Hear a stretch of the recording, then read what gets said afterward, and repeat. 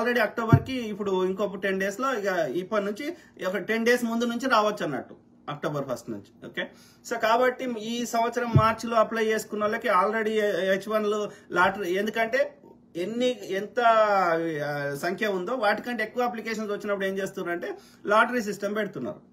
అర్థమైందా? ఇప్పుడు 85,000 ఉంటే నీకు 10 లక్షలు వచ్చినాయి అనుకో, 10 లక్షల మందికి ఇవ్వలేడు కదా 80,000 వీసాలు H1Bలు.